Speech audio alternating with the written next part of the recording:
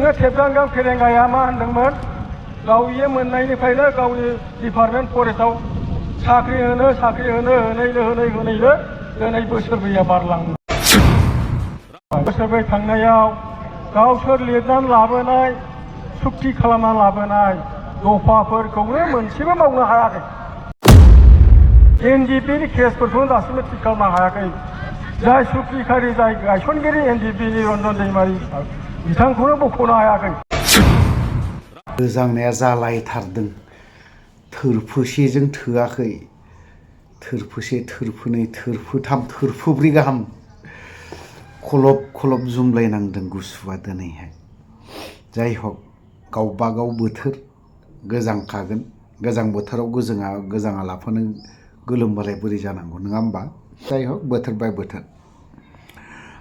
मेन बाथ्राया बिसो मैयाहाय आङो सेरबांगायावहाय थांदोंमोन। क'क्राझार डिस्ट्रिक्ट दतमा ब्लकनि मोनसे इदिनो रायलायलायनाय बा जथुमा जालायदोंमोन। बावहाय थांनाय जादोंमोन जों।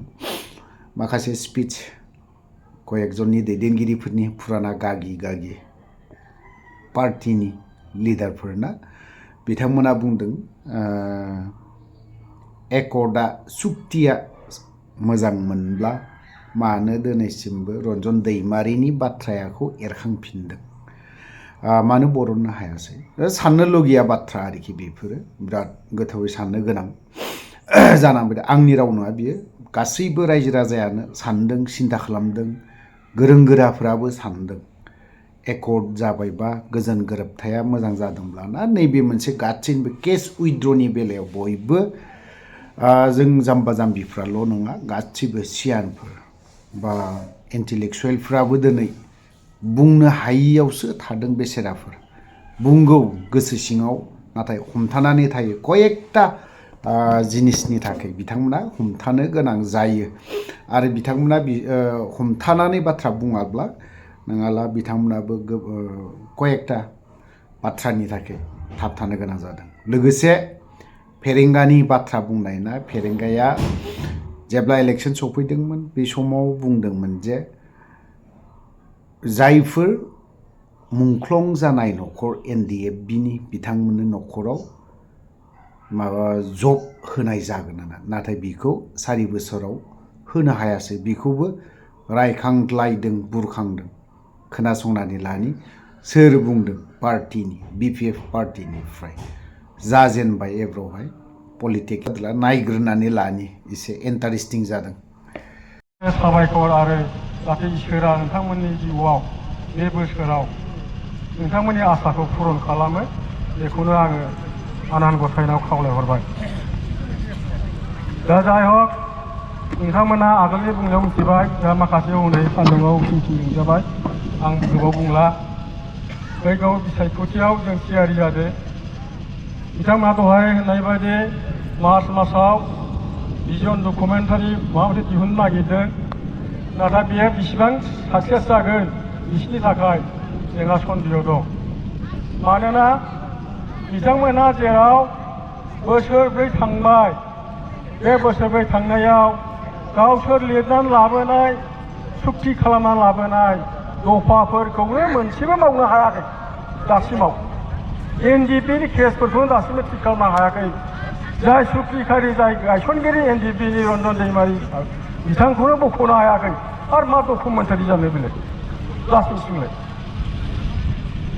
बेखायनो बेखौ नुयोब्ला जोंनि मानसिफ्रा रिएक्सनसो जागोन। नोङो थेबगांगां फेरेंगाया मा होनदोंमोन गावनि मोननायनिफ्रायनो गावनि डिपार्टमेन्ट फरेस्टआव साख्रि होनैनो दिनै बोसोरब्रैया बारलांबाय, सासेबो होनो हायाखिसै। दा बेखायनो गावसोर जेखौ प्रतिश्रुति होदोंमोन रायजोफोरनो मोनसे मावनो हायाखिसै।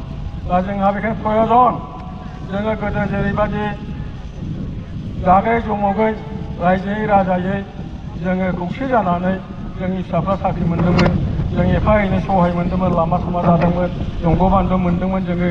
दा जों बेखिनिखौ लाबोफिननो थाखाय जोङो फैगौ 2025नि जि BTCनि इलेक्सन, बे BTCनि इलेक्सनाव जों बयबो खौसे जानांसिगोन।